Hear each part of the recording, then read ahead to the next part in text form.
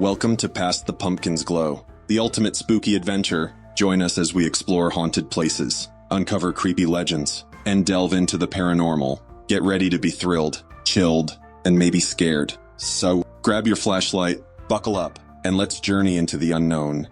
This event took place on October 23rd, 2022. I'll never forget that.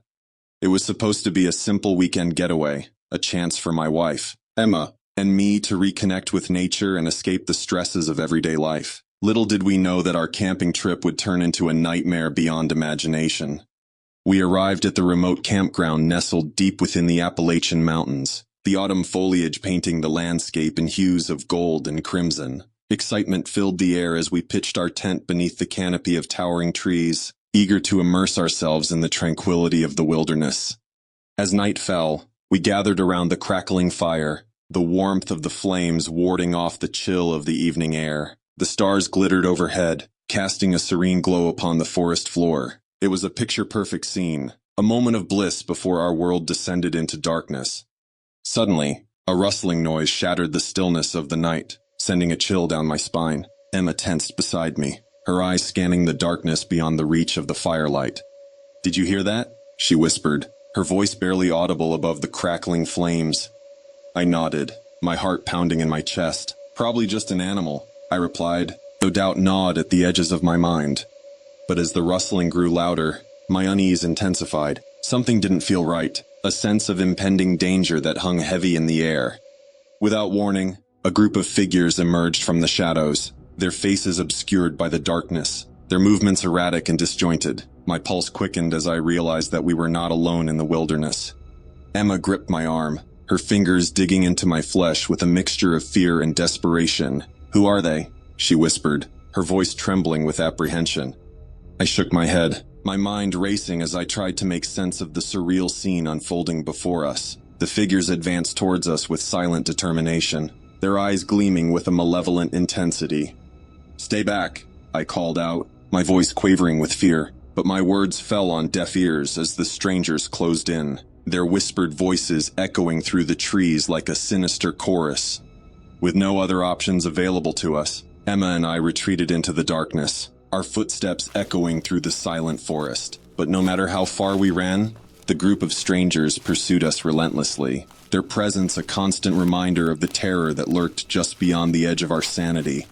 We stumbled upon an old ranger station hidden deep within the woods, its weathered walls offering the only sanctuary from our pursuers. With trembling hands, we barricaded the doors and windows, praying that they would hold against the onslaught of madness that threatened to consume us. Hours passed like an eternity as we waited in the darkness, the whispered voices of the strangers growing louder with each passing moment. Emma and I clung to each other, our hearts pounding with fear as we braced ourselves for the inevitable confrontation. But just as we thought all hope was lost, dawn broke upon the horizon, bathing the forest in a warm golden glow. With a sense of cautious optimism, we emerged from the safety of the ranger station, our eyes scanning the surrounding wilderness for any sign of our tormentors.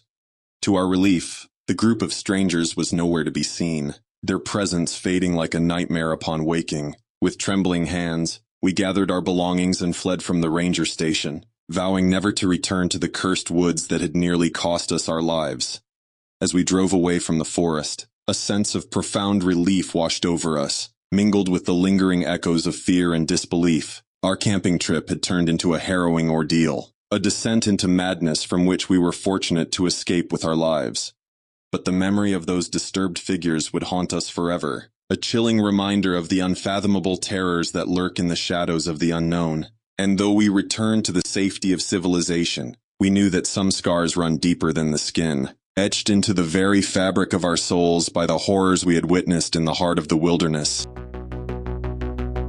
First time I laid eyes on the house atop Hallow Hill, I felt a shiver run down my spine. It stood isolated, a decrepit structure looming against the backdrop of an ominous sky. Despite its dilapidated appearance, something drew me towards it, a morbid curiosity I couldn't shake.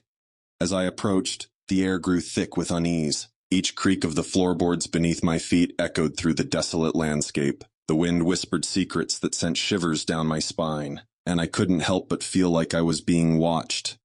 The front door groaned open at my touch, revealing a darkness that seemed to swallow the feeble light of day. Stepping inside, I was met with a suffocating stillness, broken only by the sound of my own heartbeat pounding in my ears.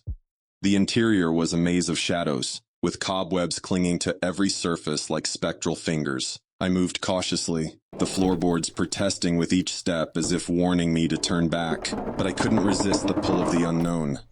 Rooms stretched out before me, each one a testament to the passage of time. Furniture lay in disarray, covered in dust and decay, paint peeled from the walls like skin shed from a corpse, revealing the bones of the house beneath. I wandered deeper into the darkness, my breath catching in my throat as I stumbled upon a staircase leading down into the bowels of the earth. With trembling hands, I descended into the abyss, the darkness swallowing me whole. The air grew colder with each step, and I could hear whispers echoing through the darkness. They spoke of unspeakable horrors, of souls trapped in eternal torment. But still, I pressed on, driven by a curiosity that bordered on madness. At the bottom of the staircase, I found myself in a vast chamber, its walls lined with shelves upon shelves of ancient tomes. Dusty manuscripts littered the floor, their pages filled with forbidden knowledge beyond mortal comprehension. But it was the altar at the center of the room that drew my attention, a grotesque monument to some long-forgotten deity. Symbols of occult significance adorned its surface, pulsating with an otherworldly energy that sent waves of dread coursing through my veins. And then I saw it, a figure cloaked in shadows, its eyes burning with malevolent intent. It spoke to me in a voice that clawed at my sanity, promising power beyond imagining in exchange for my soul. I should have fled then, should have turned and never looked back, but something held me rooted to the spot. A morbid fascination with the darkness that lurked within the depths of Hallow Hill. And so I made a pact with the shadow, sealing my fate in blood and darkness. In that moment, I became something more than human, something less than alive. I became a servant of the darkness, bound to the house atop Hallow Hill for all eternity. Now, as I wander its corridors in search of lost souls to feed the hunger that gnaws at my insides, I can only pray for release from the horrors that dwell within. But deep down, I know that I am doomed to wander these haunted halls forevermore, a prisoner of my own curiosity, trapped in the house on Hallow Hill. My name is Emily, and I've always been drawn to the mysteries of the unknown. When my friends and I heard rumors about an abandoned, insane asylum on the outskirts of town, we knew we had to investigate. Armed with cameras and a sense of adventure, we set out one fateful evening to uncover the secrets hidden within its decaying walls. As we approached the asylum, a sense of foreboding washed over me. The building loomed before us like a forgotten relic of the past, its windows broken and its walls covered in ivy. It was as if the asylum itself was whispering tales of madness and despair. We entered through a broken window, the sound of shattered glass crunching beneath our feet. The air inside was thick with dust and decay, and the walls seemed to pulse with a malevolent energy. I could feel the weight of the building pressing down on me, its presence suffocating. We split up, each of us exploring a different section of the asylum. I made my way down a dimly lit hallway, my footsteps echoing off the walls. The air was cold and damp, and I could hear the faint sound of whispers drifting through the corridors. I entered one of the patient rooms, the walls covered in peeling paint and graffiti. It was as if the room itself was alive, its very essence tainted by the suffering of those who had been confined within its walls. As I explored further, I began to notice strange anomalies. Shadows danced in the corners of my vision, and I could hear the sound of footsteps echoing through the halls. I tried to brush it off as my imagination, but deep down, I knew something was terribly wrong. Suddenly, I heard a blood-curdling scream pierce the silence, followed by the sound of frantic footsteps. I raced towards the source of the sound, my heart pounding in my chest. When I reached the room, I found my friends huddled in the corner, their faces pale with terror. They claimed to have seen a figure lurking in the shadows, its eyes burning with an otherworldly light. I tried to calm them down, but I couldn't shake the feeling that we were not alone in the asylum. We decided to press on, determined to uncover the truth behind the asylum's dark history. As we delved deeper into its depths, the atmosphere grew increasingly oppressive. It was as if the very building itself was trying to drive us away. We entered what appeared to be the asylum's basement, the air thick with the stench of decay. The walls were lined with rusted metal doors, each one bearing the name of a former patient. I could feel their presence lingering in the air, their tortured souls trapped within the confines of the asylum. As we explored further, we stumbled upon a room that sent chills down my spine. It was filled with old medical equipment and tables stained with blood. It was clear that unspeakable horrors had taken place within those walls, atrocities committed in the name of science. Just then, we heard the sound of footsteps echoing through the darkness. We froze, our hearts pounding in our chests. The footsteps grew closer and closer, until finally, they stopped right outside the door. With a sense of dread, I turned to face whatever horror awaited us. But when I opened the door, there was nothing there, only darkness and the echoes of our own fear.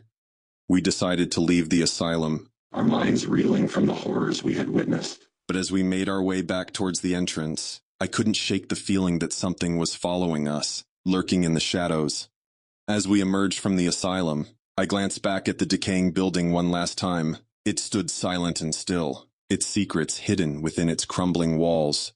To this day, I can't forget the horrors of that night, the echoes of madness haunting my every waking moment. And though I may never know the truth behind the asylum's dark past, one thing is certain: some mysteries are better left buried in the depths of the unknown.